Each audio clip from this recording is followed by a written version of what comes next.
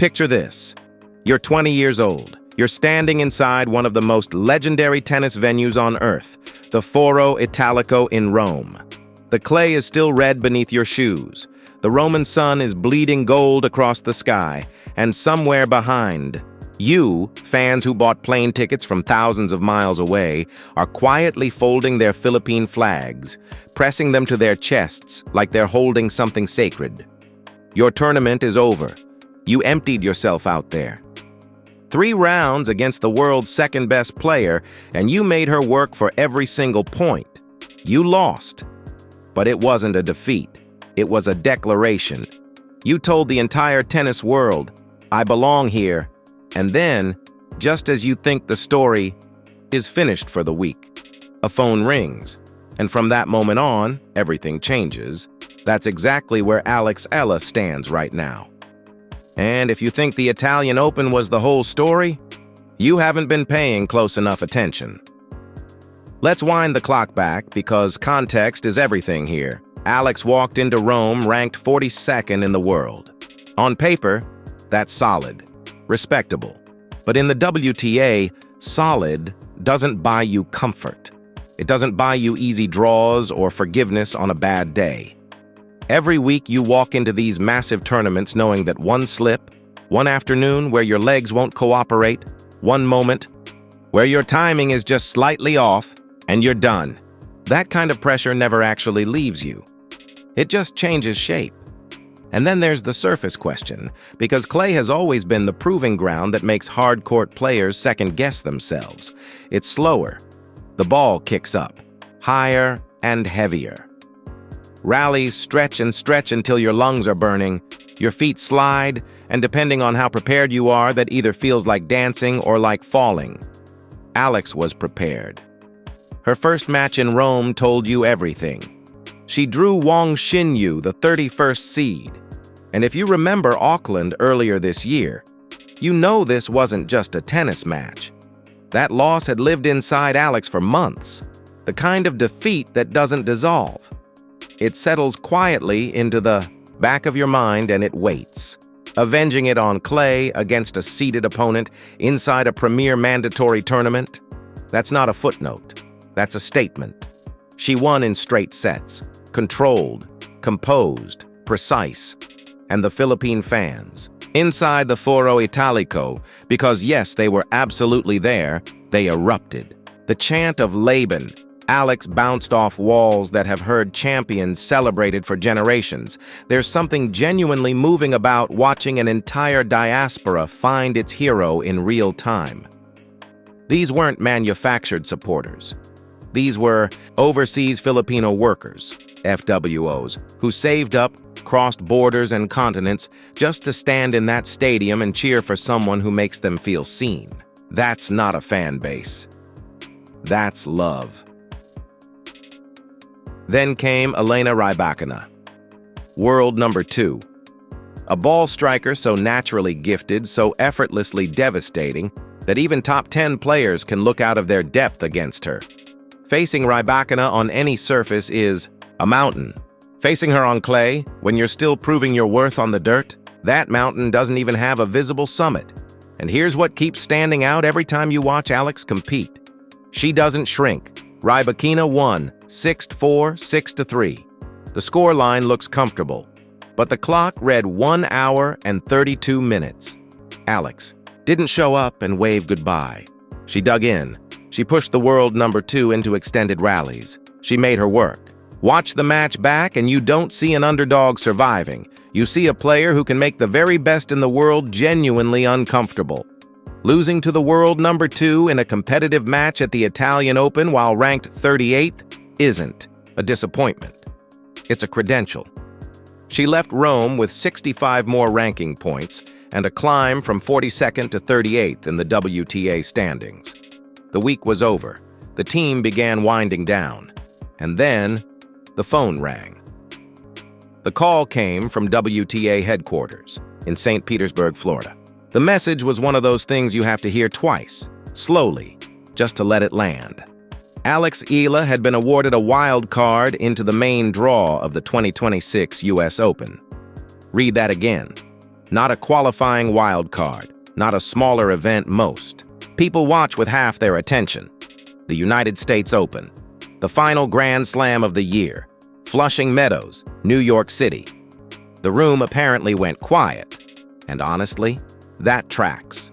Because here's what non-tennis fans don't fully understand. WTA wildcards into Grand Slam main draws aren't participation trophies. They are among the most valuable things the governing body can give a player. Direct entry. No qualifying grind. No 3 brutal rounds in late August New York humidity just to earn a first-round spot. Alex arrives fresh with a full week to settle in, study the draw, prepare on the hard courts. While other players outside the top 100 are grinding through. Qualifying, she'll already be locked into her routine.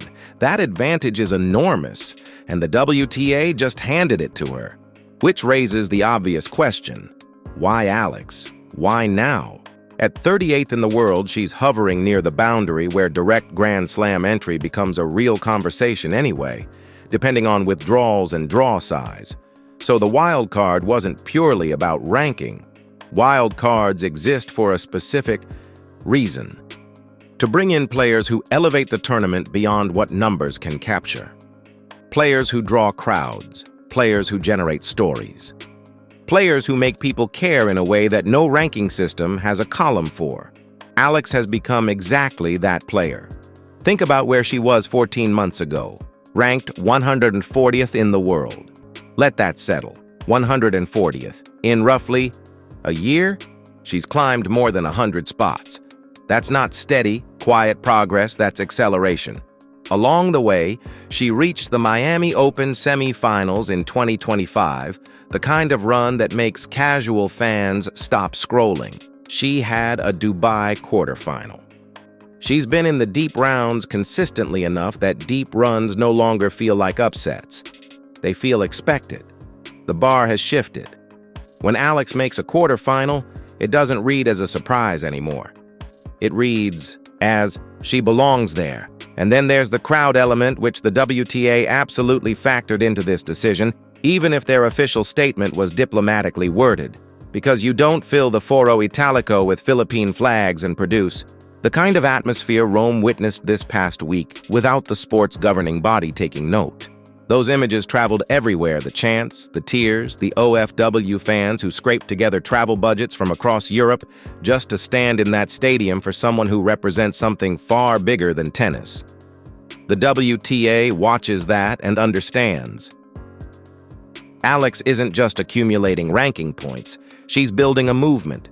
She's pulling an entire community into a sport that didn't fully have them before. There's commercial value in that, yes. But more than that, there's emotional truth. And the US Open is a place that has always understood the power of a story.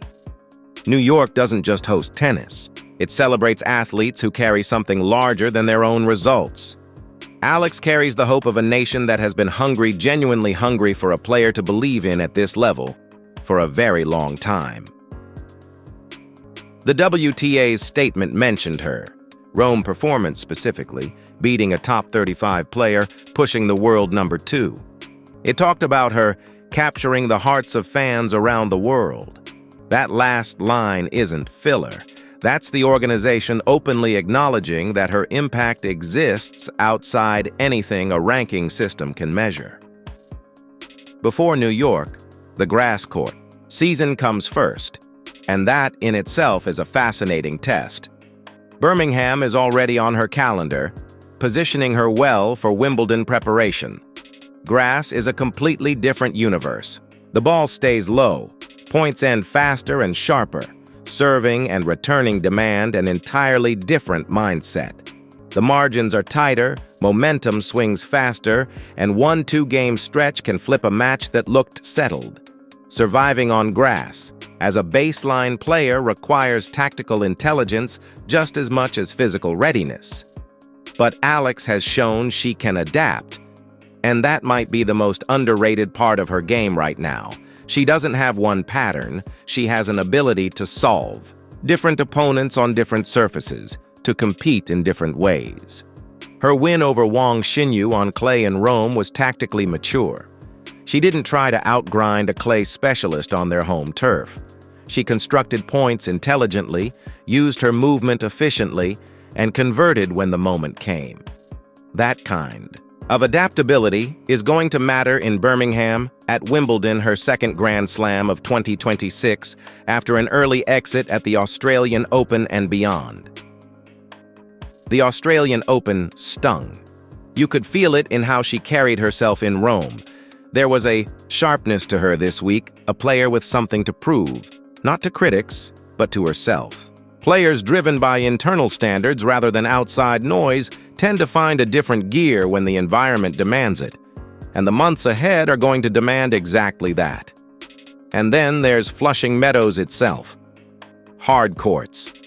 New York City. The surface where Alex has historically felt most at home. The Miami semifinal run happened on hard courts. Dubai happened on hard courts. Her biggest wins against top players have come on the surface where the ball moves through the court, the way her game is built to process it. Watch her footwork on hard courts compared to clay. It's more natural, more instinctive. Her shot selection sharpens. Her willingness to go for winners on the big points rises just slightly but noticeably. She arrives at the US Open as a wild card recipient with a full week of preparation, deep clay court match experience from Rome, and Wimbledon already behind her. That's more match sharpness and physical confidence than she's walked into any Grand Slam with before. And the crowd is going to show up for her. New York tennis fans are among the most vocal and knowledgeable in the world, and they have a particular affection for players who compete with genuine passion and carry a real story. The Philippine community across New York and the East Coast is substantial.